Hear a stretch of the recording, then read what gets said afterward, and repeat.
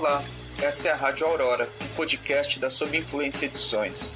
Nosso objetivo aqui é atuar pelas brechas, escancarando novos horizontes de ação. E para isso, recebemos pessoas que buscam pensar o mundo de maneira crítica, além de dialogar com editoras parceiras.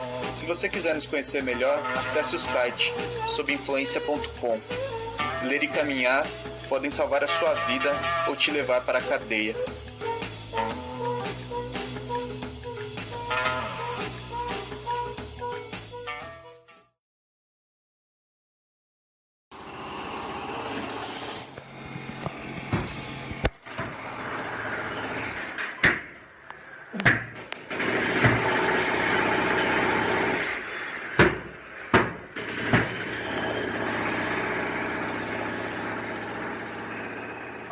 Brasil, cara, ele é uma grande referência, é um cara muito importante, é um cara muito citado, mas é um cara pouquíssimo lido. Eu mesmo, na graduação e em outras formações, que já discutia saúde mental, ouvia muito falar de Basaglia, mas uma professora minha falou, Dácia, acho que a gente tem que retornar a Basaglia. Sabe aquela coisa assim, meio retorno a Lacan, ou retorno a Freud, que o Lacan falava? Um pouco isso, assim. Porque, de fato, a reforma psiquiátrica brasileira bebe muito da teoria do Basaglia, né, das suas obras, das suas produções, só que a gente fica, pelo menos isso tem acontecido nos últimos anos, né, de forma muito forte, a gente comenta muito os comentadores de Basaglia. A gente fala muito em Paulo Amarante, a gente fala muito em Ana Pita, que também são autores muito importantes, mas que eles têm essa compreensão de uma percepção ou de um modelo de saúde mental a partir da própria leitura que o Basaglia fazia, né, na sua praxis, na sua construção teórica ali na Itália. O Basaglia, ele foi um cara genial. Eu não sei se eu consigo pensar em outro termo para ele nesse momento, assim, porque ele, claro, não partiu do nada, né, ele bebia ali da produção do Fanon, ele bebia das outras experiências em reforma psiquiátrica no mundo, né, da psicoterapia institucional, da própria comunidade terapêutica do Maxwell Jones, mas ele conseguiu chegar numa síntese muito radical para a época, né, porque até então todas as outras experiências de reforma no campo da saúde mental e na psiquiatria meio que problematizavam a dinâmica do hospital, mas não problematizavam o hospital. E o Basaglia foi radical nesse sentido, né? Ele problematizou que não existe a possibilidade de se reformar o hospital, né? Não existe a possibilidade de se construir um hospital humanizado, um hospital psiquiátrico, que eu estou falando, né? Justamente porque a função de ser do hospital é uma função excludente e segregadora. O Basaglia vai falar que o manicômio não foi criado para os loucos, o manicômio foi criado para os sãos, para os ditos normais, justamente para que ele cumprisse essa função social de gestão dos desviantes, de ter um espaço social que excluísse essas pessoas e que, de certa forma, invisibilizasse os sintomas do próprio capitalismo. Então, o Basaglia teve essa sacada muito radical de que, olha, a gente não pode só pensar em outros modelos de psiquiatria, outros modelos de saúde mental, isso também, mas a gente tem que ir além e tem que, inclusive, destruir o próprio hospital, porque ele cumpre uma função social da qual ele surgiu para isso. Então, a gente não vai ter como reformular essa instituição. Ele pensou muito nesse sentido, né? Ele tinha alguns escritos sobre a questão da exclusão, onde ele fazia essa relação de que o hospital ele foi uma instituição que surgiu justamente para excluir. Nunca foi uma instituição de tratamento, nunca foi uma instituição de cuidado. Foi uma instituição que ela surgiu no sentido de gerir o refúgio social, sabe? Aquilo que não presta, aquilo que é improdutivo, aqueles que não conseguem vender sua força de trabalho, aqueles que não podem oferecer lucro para o modelo de produção capitalista. Então, essa é a função do hospital. Então, foi essa análise radical da própria instituição, né, que é o que ele discute, da postura de desinstitucionalização, que o tornou assim, um grande teórico e um grande marco no campo da saúde mental. só para complementar, no texto que você postou no nosso blog, né, você menciona um pouco o último, né, das proposições que você incorre lá, é a liberdade como um valor, né? E daí você começa a discutir essa questão da liberdade enquanto um valor que foi, de certa maneira, cooptado pelo liberalismo, individualismo, etc. E o contraponto disso é a liberdade diante do conceito do Bakunin, né, que é uma liberdade que só é alcançada quando uma liberdade é coletiva. Como que essa ideia se aplicaria no conceito de reforma psiquiátrica e tudo mais? Perfeito. Tem uma frase, uma grande máxima assim, da saúde mental e da reforma psiquiátrica, que é a noção de que a liberdade é terapêutica. Né? Então, muito do que se propõe no campo da luta antimanicomial e da reforma psiquiátrica tem a ver com essa compreensão de que não existe cuidado que não seja em liberdade, e a própria liberdade ela tem um fator terapêutico importante. Né? Você não tem como proporcionar saúde mental num espaço institucionalizado, num espaço onde você é compreendido ou se circunscreve enquanto um objeto. Né? Então, essa tem uma frase que é atribuída ao Basaga, que é: a liberdade é terapêutica. O que eu gosto, e o que eu discuto um pouco nesse texto, é que essa frase ela não se inicia e não se encerra no campo da saúde mental. O que é que eu quero dizer com isso? O próprio Kropotkin, não sei se pronuncia assim, Kropotkin, ele já discute naquele ensaio dele As Prisões que os hospitais psiquiátricos, os manicômios, os sanatórios, as casas de saúde são também prisões. Ele fala, inclusive, assim, não existe nenhuma medicina que possa competir com a liberdade. Então, essa discussão é uma discussão um pouco antiga, né? Ela precede Basaga há um tempo. E Basaga retoma essa discussão, né? Muito também influenciado pelo próprio Goffman, naquela obra Asylums. E aí ele traz esse debate. Olha, não tem como a gente proporcionar saúde mental, pensar num modelo de saúde mental que não tenha como horizonte a promoção da liberdade, a promoção da autonomia. E, por exemplo, nos anos 80, mais ou menos, isso se reforçou muito quando, digamos assim, dos anos 70 para 80, né? A luta antimanicomial, pelo menos aqui no Brasil, esteve no seu auge, né?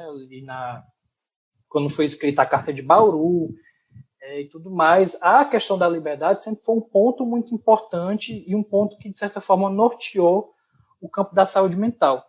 Só que a liberdade, ela também é um conceito um pouco polissêmico, né? Assim, ou na verdade, muito polissêmico, né? E ela pode ser compreendida de formas que, na verdade, destoam do que a gente está querendo dizer que seria a liberdade.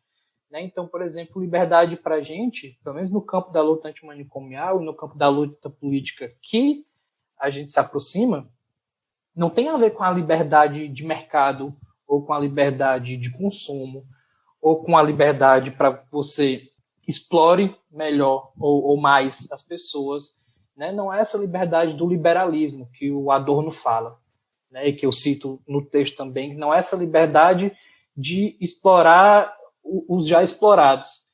É uma liberdade não institucionalizante, não reificadora, que não coisifica as pessoas. Eu tento, nesse texto, me aproximar com algumas ideias do próprio Bakunin, né? Que o Bakunin ele fala que ele discorda dessa concepção que a liberdade, a minha liberdade se encerra quando a do outro começa, né? Como se fossem liberdades atomizadas que tivessem o limite. Pelo contrário, é somente quando o outro também é livre que eu posso me considerar livre também. Né? Então, é essa concepção de liberdade enquanto um valor coletivo.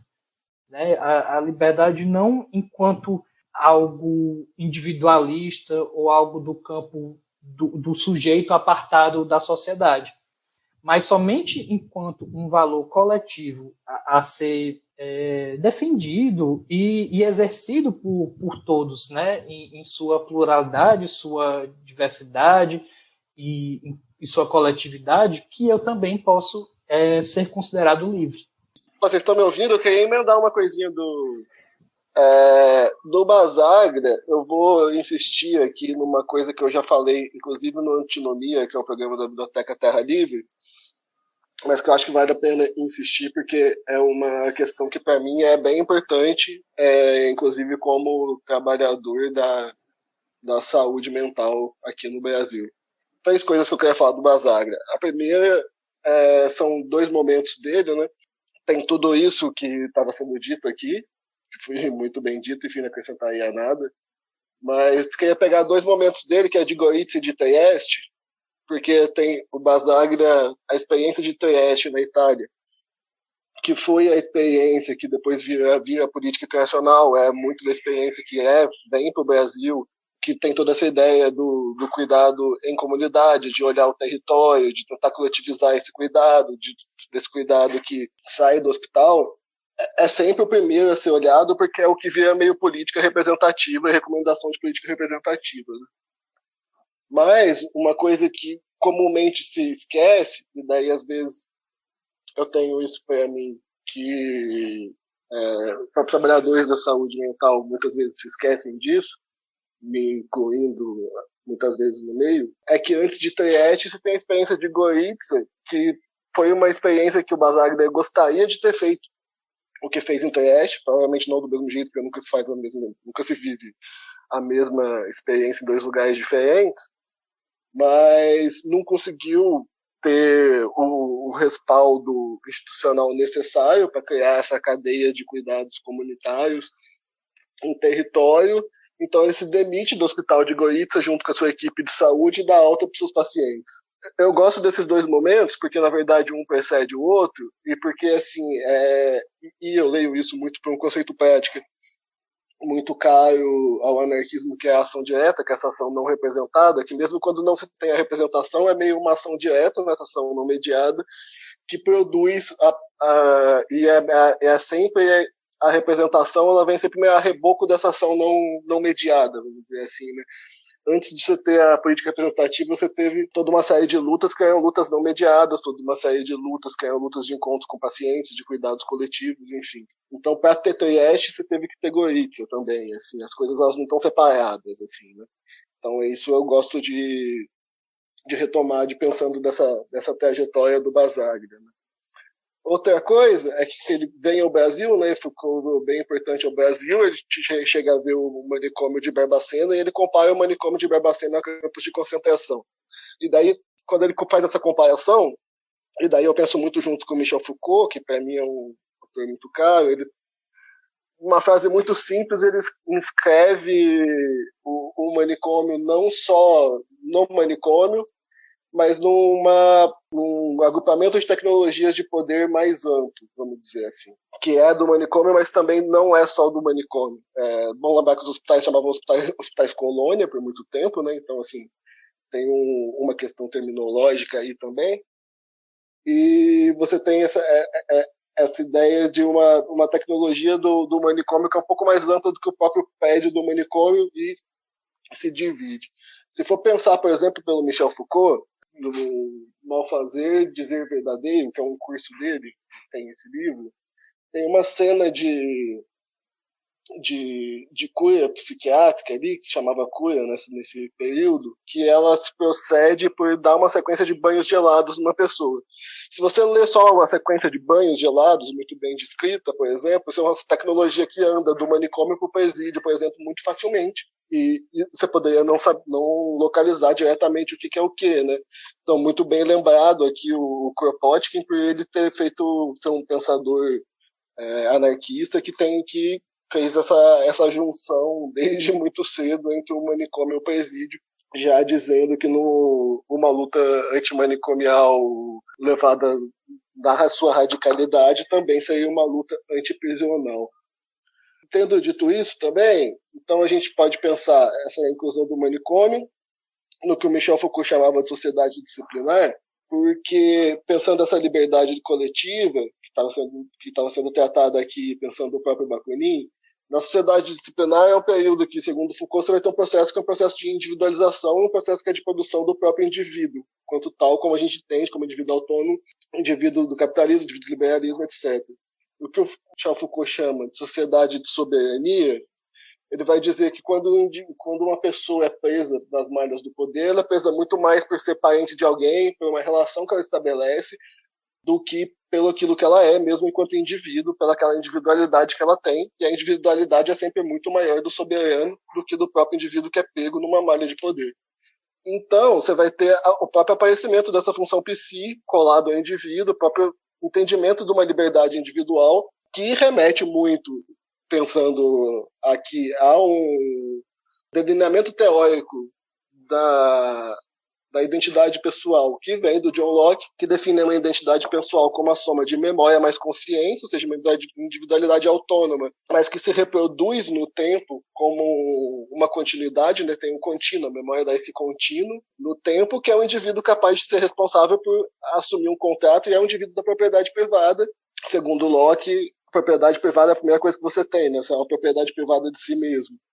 Então, tudo isso está meio vinculado, assim, quando você pega, por exemplo, essa figura do Bakunin pensando nessa liberdade coletiva, ou você pensa na figura do Basaglia, que tentou fazer esse cuidado mais territorializado, e daí quais foram os limites disso, o que a gente tem que pensar disso hoje, o quanto que deu conta ou não deu conta, o quanto que a gente conseguiu coletivizar ou não conseguiu coletivizar, é uma outra questão, mas foram as tentativas de pegar esse cuidado e essa liberdade do cuidado nessa área que a gente chama, grosso modo, de saúde mental. Vale também sempre pensar o que é exatamente saúde mental, o que é o mental, como é que a gente qualifica isso, se a gente está individualizando ou não, se a gente coletiviza ou não, mas enfim, essa é uma outra questão.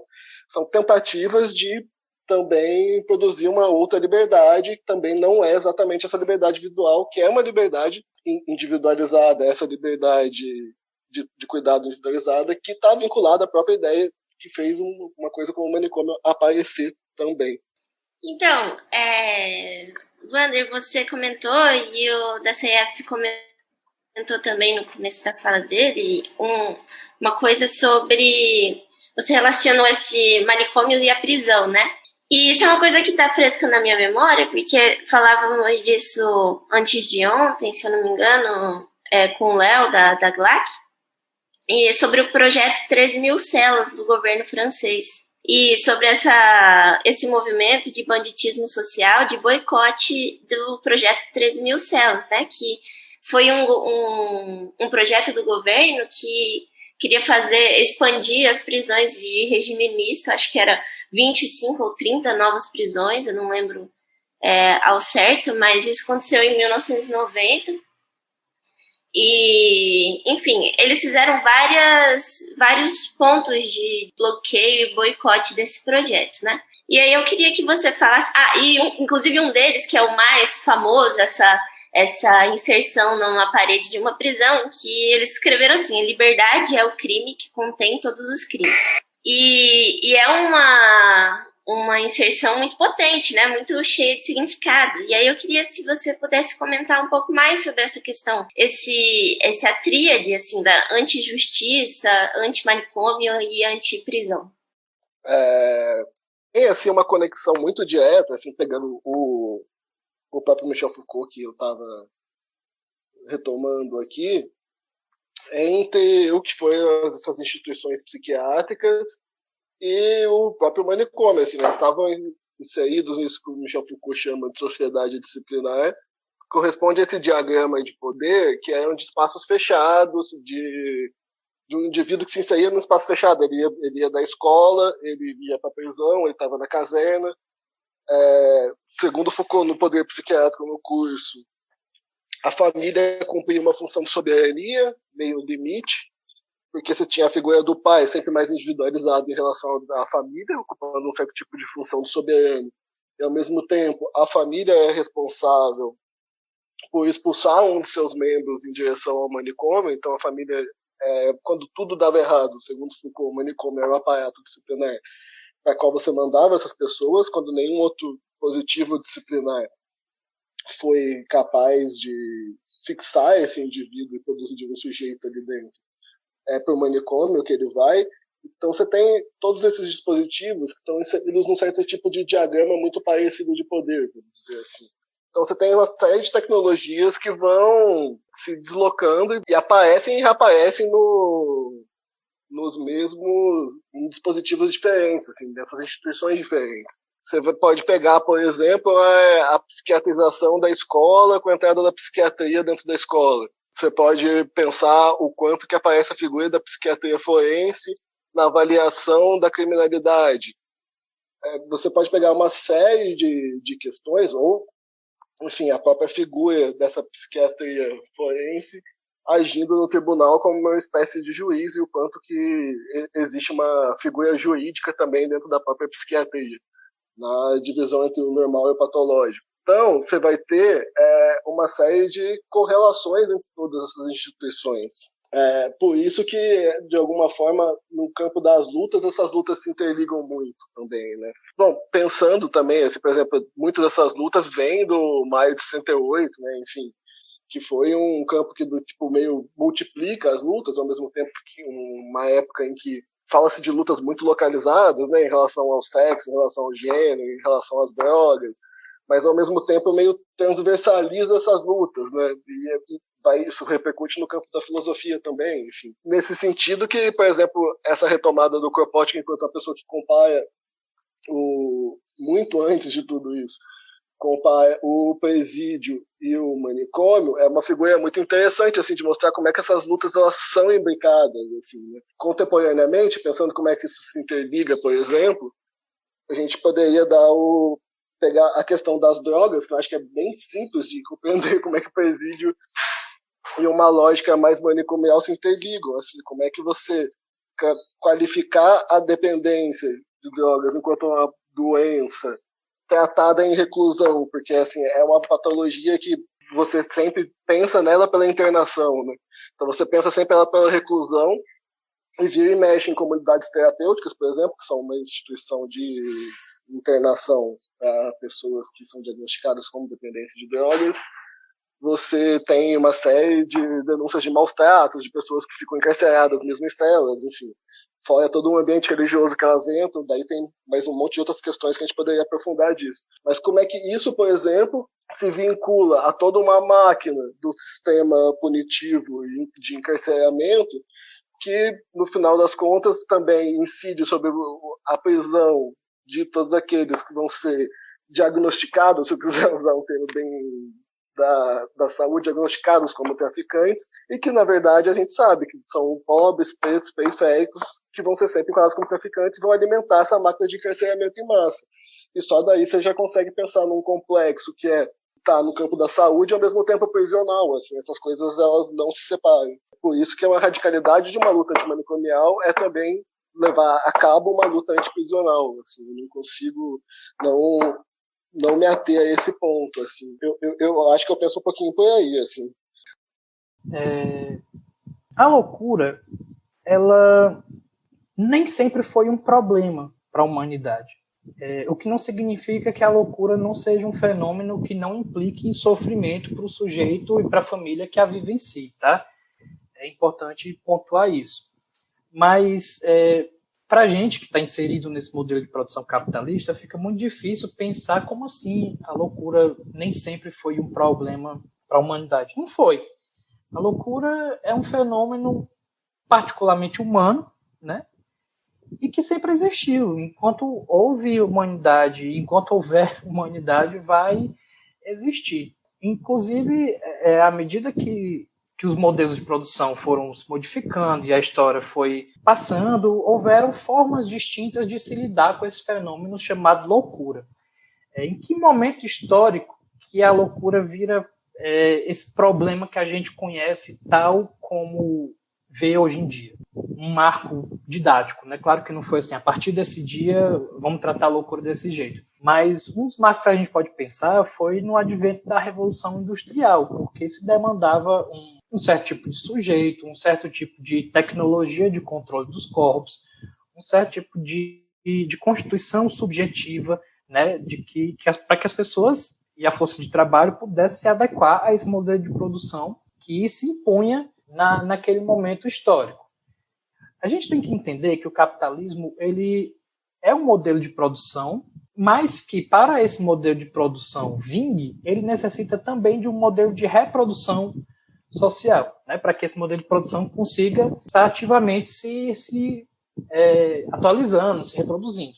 Um autor que me ajudou muito a pensar em todas essas questões da loucura como uma denúncia, do hospital psiquiátrico como uma instituição de silenciamento e de reprodução social foi o Althusser. Porque o que ele fala? Assim, o capitalismo ele demanda de um modelo de reprodução social. E esse modelo de reprodução social ele demanda instituições que compõem uma determinada superestrutura que encontra alicerce numa estrutura econômica e social.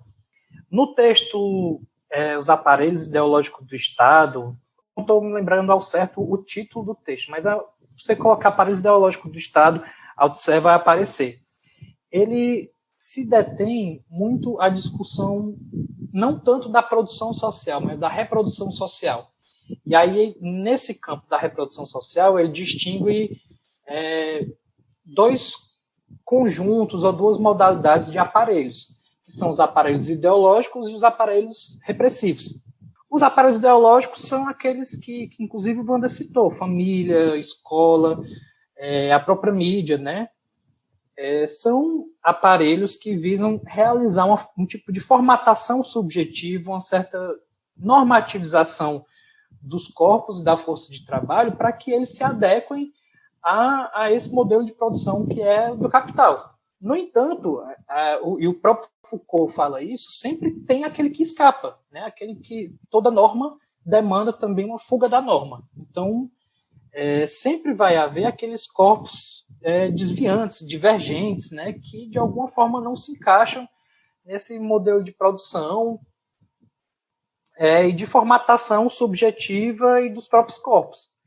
E aí, para esses corpos, se demanda a construção dos aparelhos repressivos. E aí ele fala especificamente da polícia, das instituições prisionais.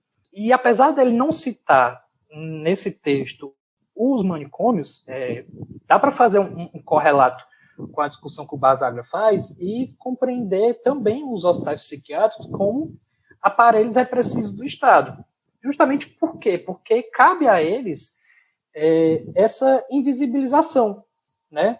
Quando eu digo que cada louco é uma denúncia do modelo de produção capitalista, eu estou dizendo basicamente duas coisas. Uma é que o próprio capitalismo produz a loucura, né? Óbvio que a loucura já existia antes, mas o capitalismo, pela sua própria dinâmica de produção, contribui para que se produza sujeitos loucos, né? A loucura, enfim, esse fenômeno da loucura. Então, o capitalismo contribui e, ao mesmo tempo, o louco também denuncia que não existe espaço para ele nesse modelo de produção no capitalismo, né? Então, é quase como se fosse uma dupla denúncia. E aí, o que cabe aos hospitais psiquiátricos fazer? Resta a gestão dessas pessoas, que atua basicamente sob duas formas. Uma delas é a invisibilização, para que a loucura na sociedade seja invisibilizada e para que essa denúncia também seja invisibilizada. E também tem uma função, além dessa função, digamos, subjetiva e ideológica, existe também uma função que ela é material. O louco só passa a ser importante para o modelo de produção capitalista a partir do momento em que ele é coisificado e ele passa a ser um consumidor dos serviços do complexo industrial da loucura. Ou seja, já que não se pode extrair mais-valia do louco, o que é que se faz? Vamos lucrar com ele a partir do momento em que ele se torna um consumidor dos nossos serviços. E, em última análise, o que a gente pode, inclusive, ter visto aqui em Barbacena, foi que, além dos loucos serem consumidores do serviço do hospital, que a gente sabe que é caro, né? Um leito de hospital é muito mais caro do que um serviço aberto. Além disso, os próprios corpos, né, era um processo de objetificação, de coisificação do louco tão grande que os próprios corpos desses sujeitos eram vendidos para as faculdades de medicina. Então, eles lucravam não só com o louco enquanto um consumidor de serviço, de insumo, de leitos, de medicação, mas eles lucravam também de forma assim, radical com a venda dos próprios corpos, ou seja, a radicalização do sujeito objetificado. Então, é um pouco isso que eu quis trazer, né? O hospital psiquiátrico, ele ocupa essa função importante na reprodução social do capitalismo. Né? Ele não surge por acaso e ele está tão entranhado nesse modelo de produção e de reprodução social que é impossível, como a gente sempre fala, humanizar um hospital psiquiátrico, porque a função dele principal não é tratar nem cuidar, é essa mesmo, é digerir aqueles que não encontram espaço na sociedade. Posso só acrescentar uma coisinha sobre presídio, que eu lembrei agora também, saúde mental e presídio? Então, só para sinalizar uma coisa que o Daciel foi falando, assim, foi lembrando de um monte de coisa, e daí eu lembrei que todos os grandes atos antirracistas que a gente viu nos Estados Unidos, principalmente nos Estados Unidos e na França, todos eles que vinham falando contra a instituição policial, no limite também está falando contra o encarceramento, retomam uma linguagem que é de falar de cuidado e cuidado de saúde no seu bairro e na sua comunidade. Assim. Então a gente tem um exemplo também assim, de atos e movimentos que hoje, nesse ano, estavam falando pelo desfinanciamento da polícia e pela abolição da polícia, ao mesmo tempo estão falando de um cuidado radical baseado nos seus povos, baseado no seu território, baseado na sua comunidade, e isso sem uma intervenção policial. A gente tem um exemplo muito concreto, por mais que não se nomeie assim, de uma luta antimanicomial e uma luta antipolícia acontecendo, e está acontecendo agora assim, também. Né? Assim, não é uma elaboração só do ponto de vista teórico, vamos dizer assim. Né? São coisas que estão acontecendo, elas estão conectadas, elas se conectam no campo das práticas. Né? Enfim, eu pensei nisso e só queria dar essa acrescentada. Assim. Na fala da Saev ficou explícito assim no decorrer da história o processo primeiro de invisibilização da loucura e depois uma tentativa de assimilação da loucura como um consumidor e depois no seu processo radicalizado de mão de obra. Então parece que existe uma relação paradoxal do capitalismo com a forma que conflita o afastamento, o isolamento, a invisibilização com a manutenção da loucura. Eu queria saber se existe um processo paradoxo mesmo, que tem a intenção de invisibilizar e, ao mesmo tempo, de agir nesse sentido de manutenção da loucura enquanto forma mercadológica, forma mercadoria. Como que se dá essa relação paradoxal da invisibilização e da manutenção da loucura a partir das iniciativas capitalistas, principalmente dos manicômios e da indústria farmacêutica?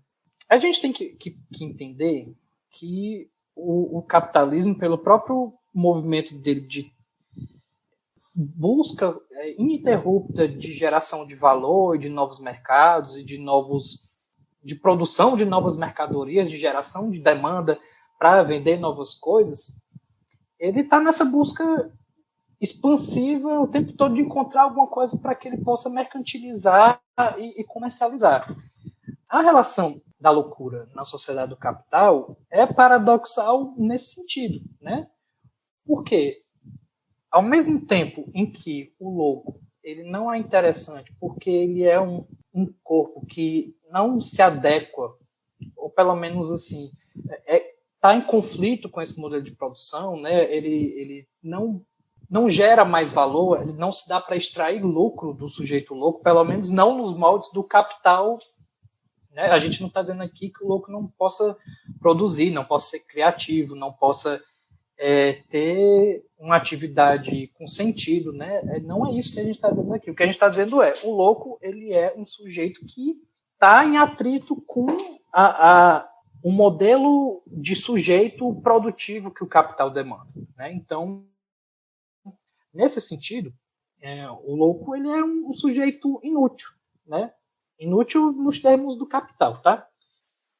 Só que, a partir do momento em que, então, ele é um sujeito inútil, e ao mesmo tempo que o capitalismo produz a loucura também. Então, sempre tem uma margem de loucura produzida pelo capital, né? Que aí forma uma massa excedente de pessoas que não encontram espaço no circuito de sociabilidade capitalista. No entanto, essas pessoas existem. Né? E as pessoas, por existirem, elas se tornam objetos de interesses do mercado. Por exemplo, o hospital psiquiátrico ele tem a função de gerir essa massa excedente, mas ele não tem a função única de fazer com que essas pessoas estejam invisíveis, excluídas e segregadas. É isso também. Só que é isso com o intuito também de tentar produzir lucro a partir da existência desses sujeitos, sabe? Então, por exemplo, não se dá de forma bem genérica, né, extrair mais valia do sujeito louco, mas a partir do momento em que ele adentra o circuito asilar, manicomial, ele passa a ser um consumidor. Ele passa a ser um consumidor de medicamentos, como falei, de leitos, de insumos, de todo tipo de equipamento que é necessário para dar continuidade àquele circuito manicomial. Então, a partir do momento que ele adentra essa carreira, né, que é o que o Goffman vai falar, ele passa a ser um sujeito lucrativo. Não por acaso, o que a gente está vendo hoje, principalmente com os retrocessos da política de saúde mental? É uma expansão do modelo hospitalar justamente porque é um modelo extremamente lucrativo. Por mais que os resultados sejam pífios, ele é muito lucrativo e ele também aciona um outro complexo mercadológico, que é o complexo industrial farmacêutico. Né? Então, assim, ele não se adequa aos moldes do sujeito, do corpo dócil a ser explorado, como Foucault falaria, mas ele se adequa ao modelo do sujeito consumidor, né? Que vai estar ali consumindo medicação, serviços, né? Dentre outras coisas. E, inclusive, e aí, repetindo um exemplo que eu trouxe, eu acho que o exemplo mais evidente disso era realmente o que acontecia em Barbacena. É surreal pensar que, depois de mortas por choques elétricos, os corpos dessas pessoas eram vendidos para faculdades de medicina. Ou seja, é o ápice do ápice da extração de lucro e da objetificação desses corpos. Então, é nesse sentido que se dá a relação contraditória da loucura e do capital. E, assim, pegando um gancho bem rapidinho, a gente está pegando tudo isso que o Dassaev falou e trazendo um tanto para hoje, assim, também, assim, pensando não só no complexo manicomial, mas pensando no próprio cuidado em meio aberto e na interação disso com os dispositivos médicos e toda, enfim, questão da psicofarmacologia também, etc. Você vai ter tudo isso que se chama de loucura dissolvido, que a gente chamava de loucura a grosso modo, né? Não só nessa figura do tipo da pessoa que ouve vozes e tal, né?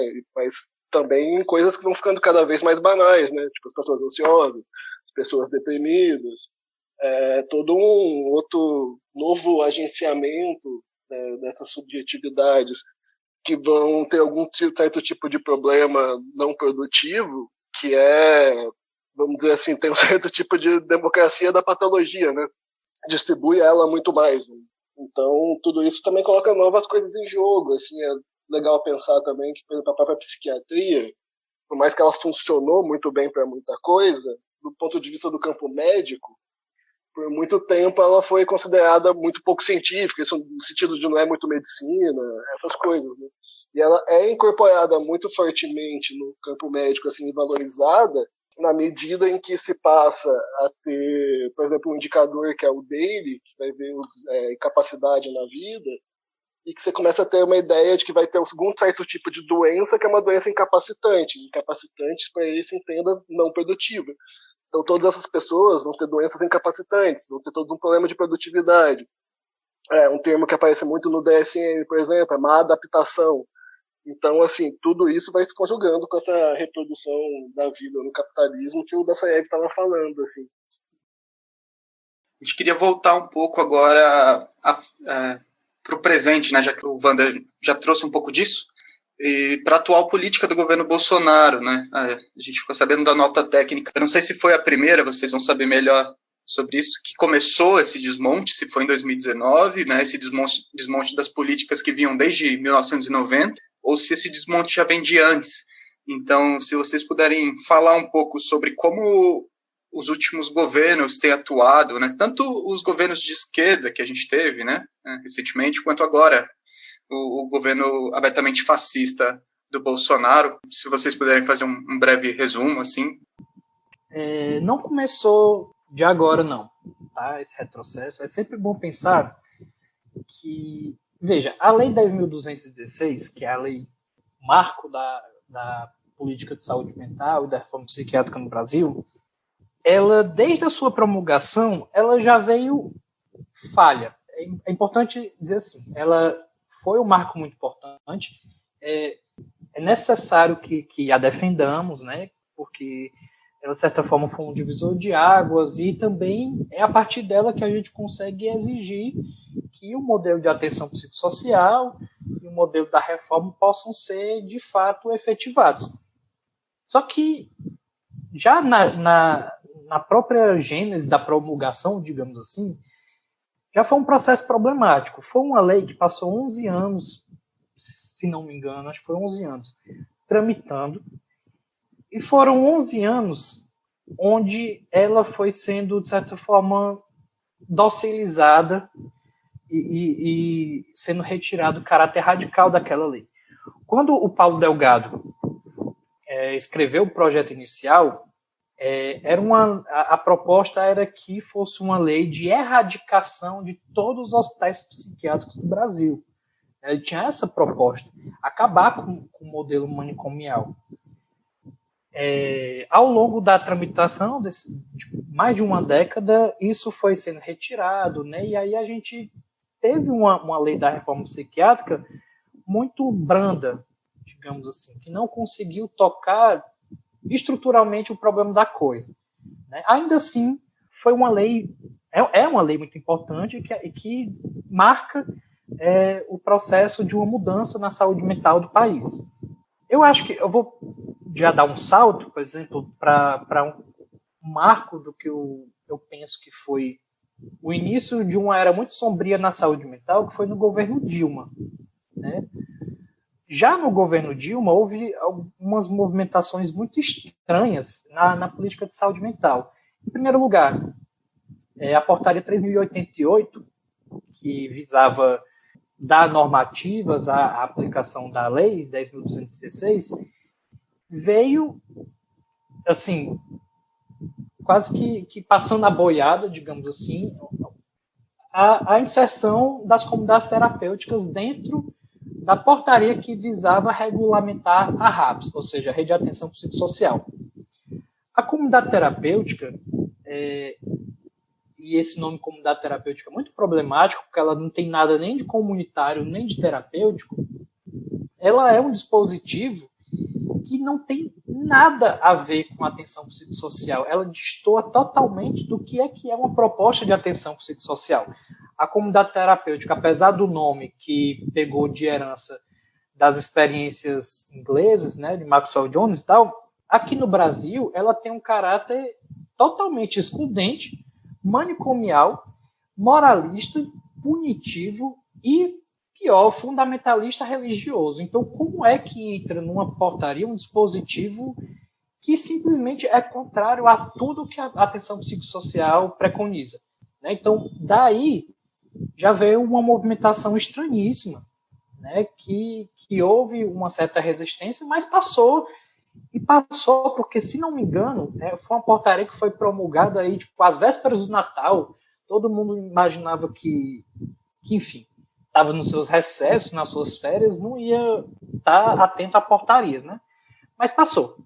E além disso, também, ainda no governo Dilma, teve a nomeação para a Coordenadoria de Saúde Mental, Álcool e Outras Drogas, um sujeito chamado Valêncius Wurth, que o cara foi nada menos do que um diretor de um dos maiores manicômios da América Latina.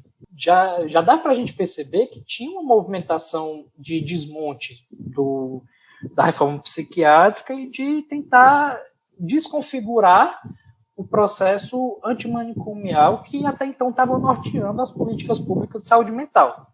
Em 2017 também teve a publicação de uma portaria, já no governo Temer, que era a portaria 3.588, que já colocava serviços como ambulatórios, CAPS-AD tipo 4, que na prática eram meros encaminhadores para comunidades terapêuticas, que desconfigurava as equipes dos serviços, enfim.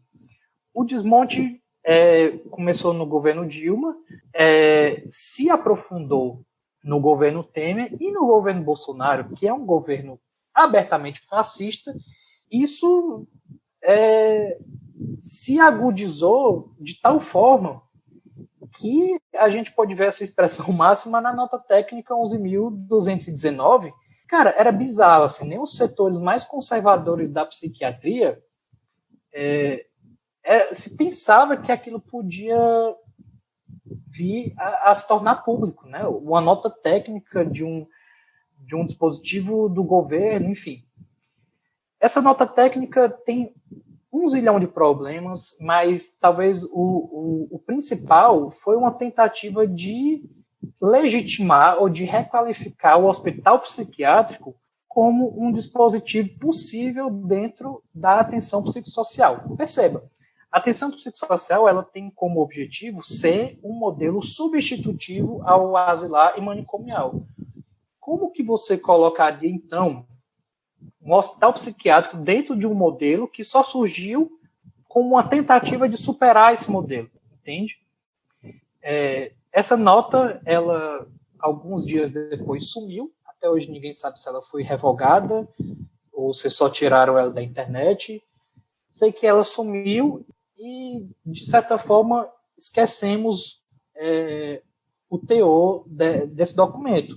E aí, já no final de 2020, muitos profissionais da saúde preocupados com o contexto de pandemia, com questões da vacina, com como fazer para lidar com a lotação nos leitos do serviço no SUS, num contexto em que o SUS está extremamente precarizado e ainda tem que lidar com uma pandemia da proporção que a gente está vivendo agora. A Associação Brasileira de Psiquiatria, junto com outras entidades médicas e até mesmo da psicologia, como é o caso da Associação lá de Neuropsicologia, criam, na verdade, requentam um documento chamado Diretrizes para Atenção Integral em Saúde Mental, não sei o quê, onde eles meio que requentam o mesmo conteúdo de um documento de 2014, que aí essa diretriz traz de forma ainda que branda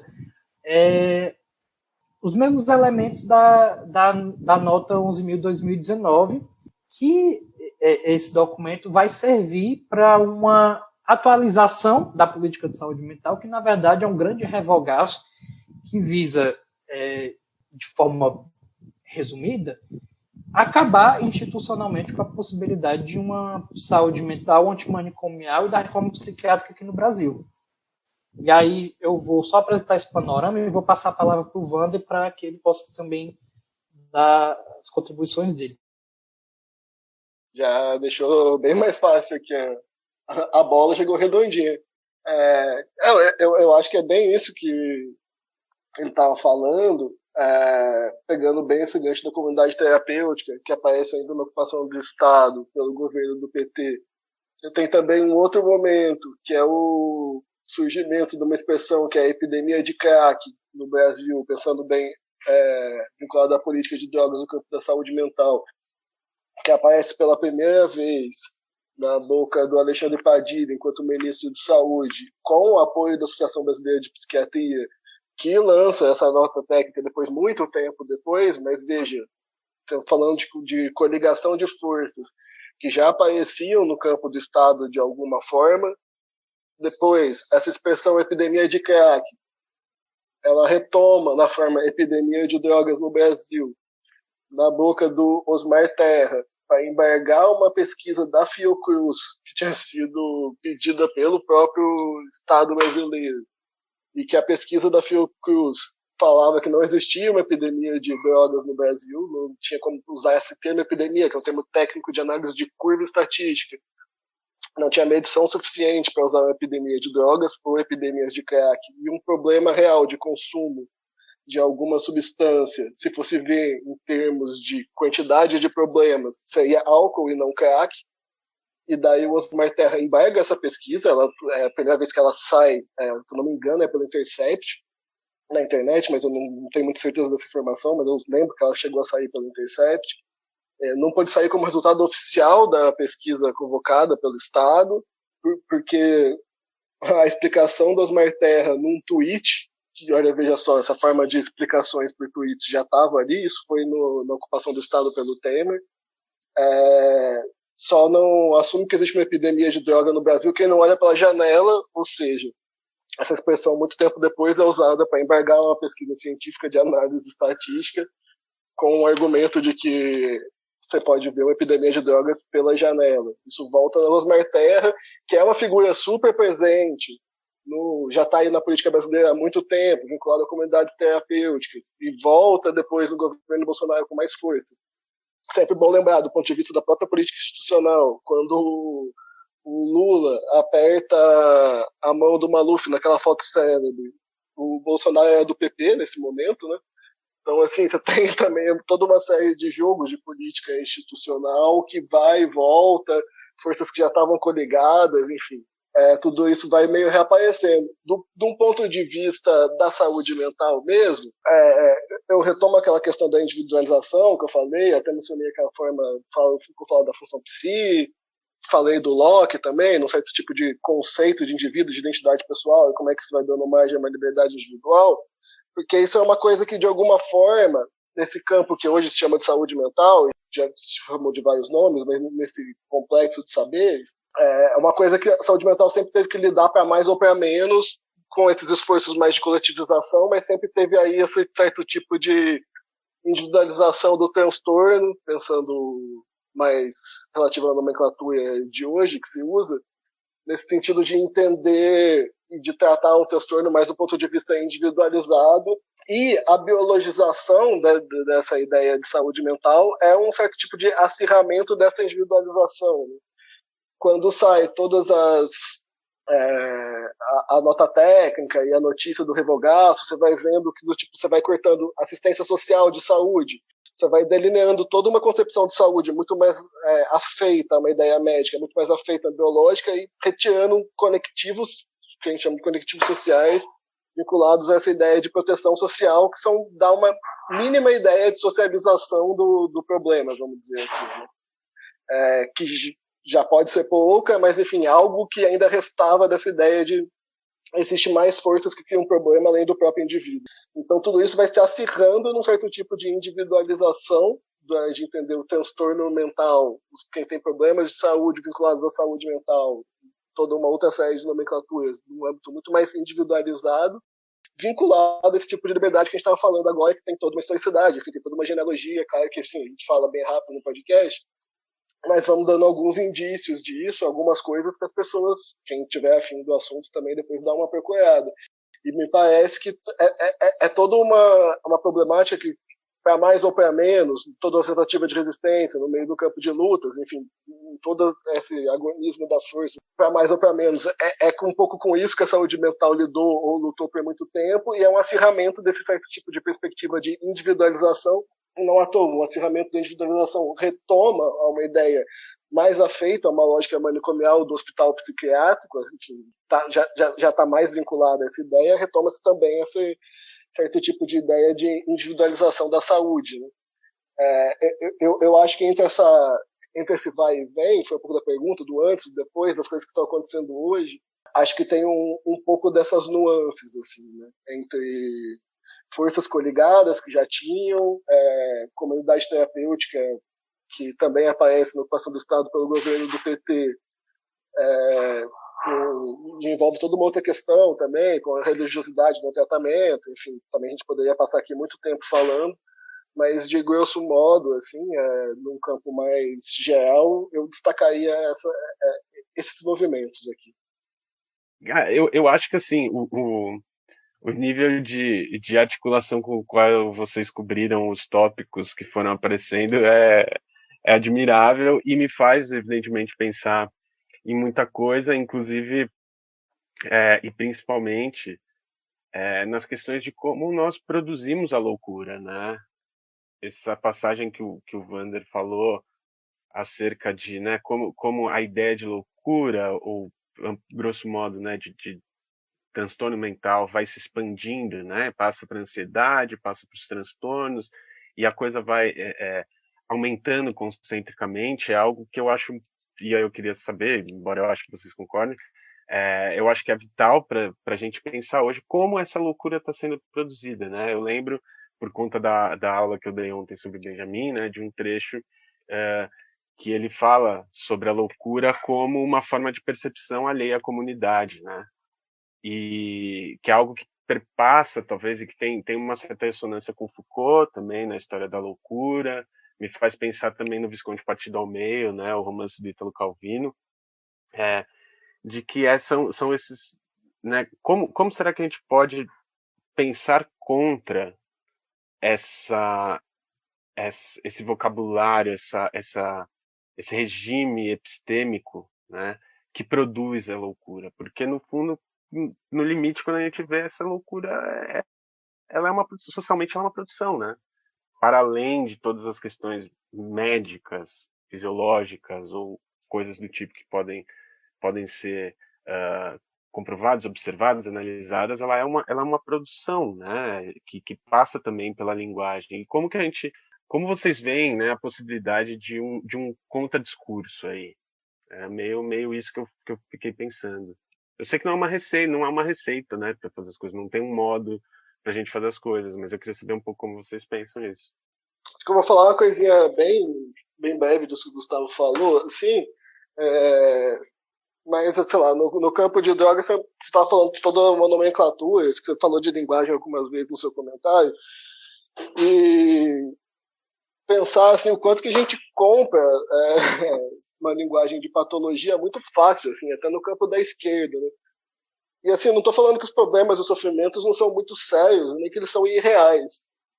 Veja, toda essa coisa do transtorno mental, enfim, todo o jeito que isso foi produzido, é real na sua vivência e no seu sofrimento, assim, não é que as pessoas sofrem por uma fantasia, assim, né? Foi produzido enquanto um certo tipo de real, né? Não só produzido no sentido de a ciência foi lá e produziu, mas é produzido no sentido de um complexo de redes sociais que envolve o próprio sofrimento, enfim, a próprios aspectos disso que a gente chama de produção biológica, grosso modo, enfim, um certo tipo relacional de vida que se produz a realidade de algo que a gente nomeou como transtorno mental.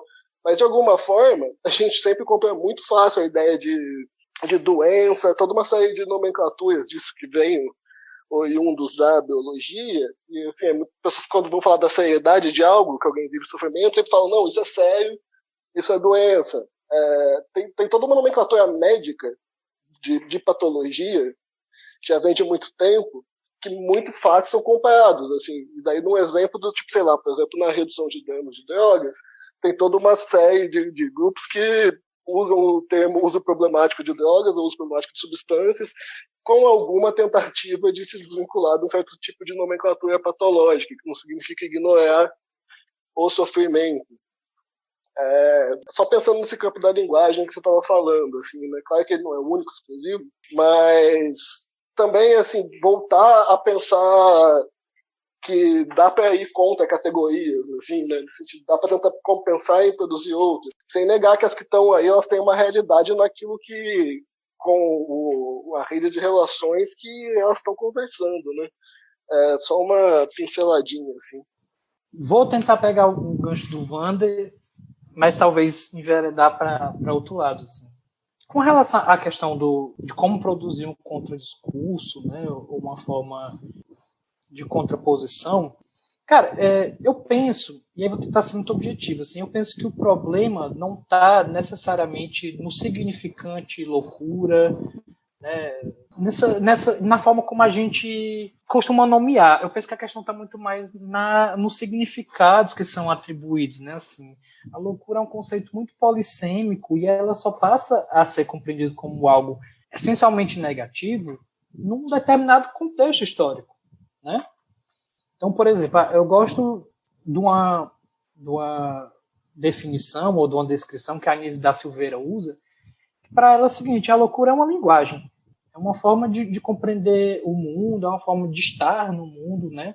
Então, a partir do momento em que ela dá esse giro, a loucura é uma linguagem, ela tira de um caráter essencialmente patológico, essencialmente negativo, como algo ruim, né? Como o André falou, a gente não está negando aqui que existe um sofrimento, mas como o Basaglia e o Moffat falam, muito desse sofrimento tem mais a ver com as relações sociais que atravessam a vida dos sujeitos, né, que convivem ou que vivenciam a experiência da loucura, do que por um próprio essencialismo da loucura em si. Então, eu acho que seria um pouco por aí. Assim. Eu não penso, já me perguntaram algumas vezes, não, você pensa que seria interessante mudar o termo loucura? O termo loucura não é algo assim estigmatizante? Eu penso que não, eu penso que, inclusive, é interessante defender o uso do termo loucura até mesmo como uma bandeira política, sabe? Assim, que tem uma certa história, né? Tem uma certa construção de significados, e o que a gente está querendo, pelo menos vou falar, né, do campo que eu me aproximo, não é invisibilizar ou apagar a loucura. A gente está querendo construir uma outra relação com ela, né? Eu acho que seria muito pobre a gente querer apagar a loucura. A gente quer dar vazão a essa loucura, quer que ela tenha um espaço na sociedade, né? A gente não quer alienar esse fenômeno e essa experiência. A gente quer construir modos de conviver com essa experiência que é humana, né? E eu acho que é um pouco por aí, assim, mudar a relação com a loucura. Não tentar apagar, ou isso também não significa que a gente quer uma visão ingênua da loucura, sabe? Ser uma coisa meio fetichista, de não, a loucura é uma coisa muito positiva, muito legal. Não é bem por aí, acho que é lidar com ela de uma forma realista, concreta, né? Tem alguns aspectos que implicam em sofrimento, tem alguns aspectos que tem a ver com criatividade, com produção de vida. Então, vamos se relacionar de uma forma diferente, né? Não dessa forma que se traduz em violência, em estigma e exclusão. Eu acho que é um pouco por aí. Inclusive, tem algo que é sobre essa questão do sofrimento, né, de não desconsiderar a realidade do sofrimento, é algo que aparece até no texto que a gente está editando das entrevistas do Félix Guattari com Tetsuko Ogawa, né, em que ele fala sobre o termo da esquizoanálise, né, ou do esquizo, na verdade, em que muitas pessoas começaram a confundir a utilização desse termo como se fosse uma defesa, de algum modo, de dizer que os esquizofrênicos, né, que os psicóticos são revolucionários por conta dessa situação. Ele fala, não, a gente nunca disse isso, né? Os esquizofrênicos são pessoas que sofrem, estão sofrendo nas instituições, né? E trata-se de outra coisa, e acho que trata-se exatamente de entender essa experiência como uma experiência humana, né? Eu só queria acrescentar que é sempre bom lembrar que fascismo não é loucura. Sim, verdade. Importantíssimo lembrar isso. Importantíssimo. Não, eu acho que talvez o que eu queira deixar aqui é que essa nossa conversa seja um convite, sabe, assim, para que as pessoas conheçam a importância de debater saúde mental, de se apropriar do que, assim, não estou dizendo que todo mundo precisa ser assim, um especialista em reforma psiquiátrica e saúde mental, né, mas que se aproximem dessa discussão, para que ela não fique ainda restrita a um espaço acadêmico ou um espaço apenas dos usuários, dos profissionais, sabe? Eu acho que, pelo menos o esforço que tem surgido, né, ultimamente, é um pouco por aí, de mostrar que isso não é uma pauta secundária da luta política, sabe? É uma pauta central. Quanto para a gente está falando aqui de garantia do direito a uma vida mais digna, saúde mental para a direita ou para o fascismo tem a ver simplesmente com a gestão e aniquilação e invisibilização daqueles que são indesejáveis. Então, você pensa, isso não é pouca coisa, né? É algo importante, e é importante que isso seja mais divulgado. Então, é mais um convite. Se você estiver ouvindo, né, tente se aproximar mais e dar talvez mais importância a esse tema. Não sei se eu me estendi demais, gente. Desculpa.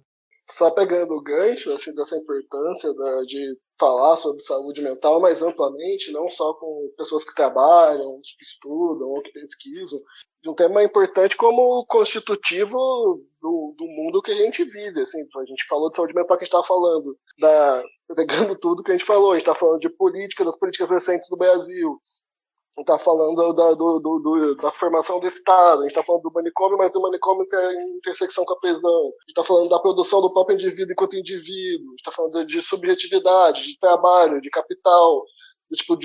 É uma área assim, de discussão que ela não é tangencial ao mundo. Assim, ela é muito constitutiva do nosso mundo, tanto quanto aquilo que a gente entende enquanto ele, assim, né, do próprio capitalismo, enfim. No campo das esquerdas, nós pensando, enquanto que todo um discurso dessas áreas que também vieram como reação ao movimento de esquerda, pensando na própria Comuna de Paris, tem toda uma ala da psiquiatria francesa que vai produzir um discurso contra a Comuna de Paris, no campo de pensar aquilo como uma produção fora do âmbito da razão, enfim, você vai ter toda uma série de questões que a gente não vai entrar aqui agora no final, mas só para falar do quão relevante é discutir isso não só no âmbito de quem trabalha, mas discutir isso enquanto aquilo que faz parte da produção do nosso mundo.